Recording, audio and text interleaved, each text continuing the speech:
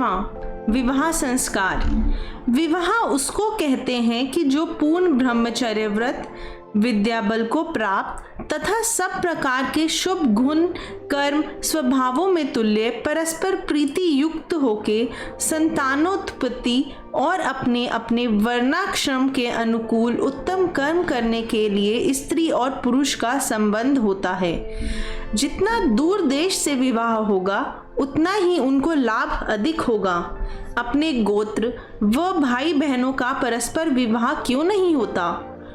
उसमें एक दोष यह है कि इनके विवाह होने में प्रीति कभी नहीं होगी, क्योंकि जितनी प्रीति परोक्ष पदार्थ में होती है उतनी प्रत्यक्ष में नहीं, और बालावस्था के गुण दोष भी विदित रहते हैं तथा भयादि भी अधिक नहीं रहते। दूसरा दोष यह है कि जब तक दूरसत एक दूसरे कुल के साथ संबंध नहीं होता तब तक शरीर आदि की पुष्टि भी पूर्ण नहीं होती। तीसरा दोष यह है कि दूर संबंध होने से परस्पर प्रीति, उन्नति और ऐश्वर्य बढ़ता है, निकट से नहीं।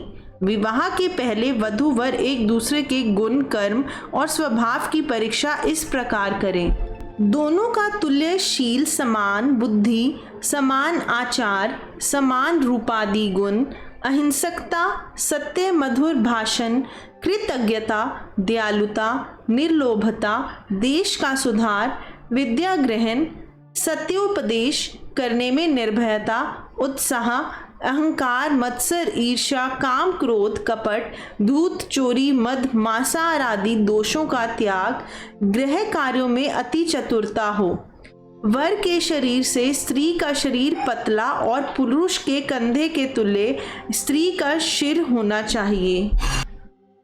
तत्पश्चात भीतर की परीक्षा स्त्री पुरुष परस्पर बातचीत आदि व्यवहारों से करें।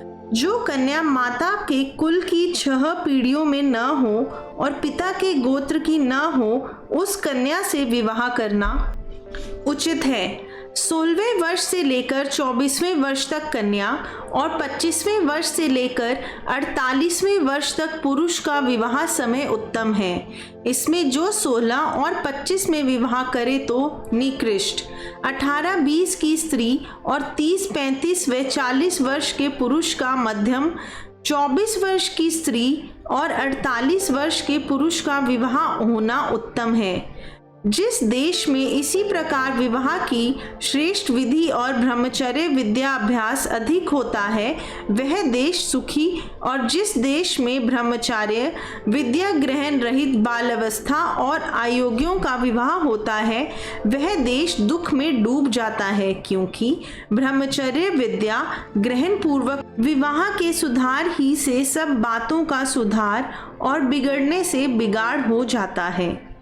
चाहे लड़का लड़की मरण पर्यंत कुमार रहें, परंतु असदृश अर्थात परस्पर विरुद्ध गुण कर्म स्वभाव वालों का विवाह कति नहीं होना चाहिए। इससे सिद्ध हुआ कि न पूर्वोक्त समय से प्रथम व असदृश्यों का विवाह होना योग्य है।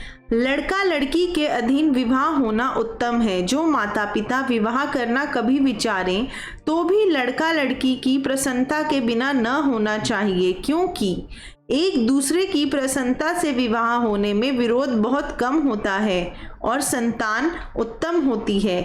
अप्रसन्नता के विवाह में नित्य कलेश ही रहता है।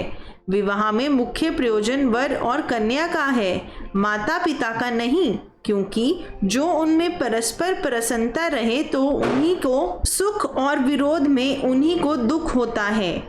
जैसे स्वयंवर की रीति आर्यव्रत में परंपरा से चली आती है, वही विवाह उत्तम है। जब स्त्री पुरुष विवाह करना चाहें तब विद्या विनय शील रूप आयु बल कुल शरीर का परिमाण आदि यथा योग्य होना चाहिए। जब तक इनका मेल नहीं होता तब तक विवाह में कुछ भी सुख नहीं होता, और न बाल्यावस्था में विवाह करने से सुख होता है।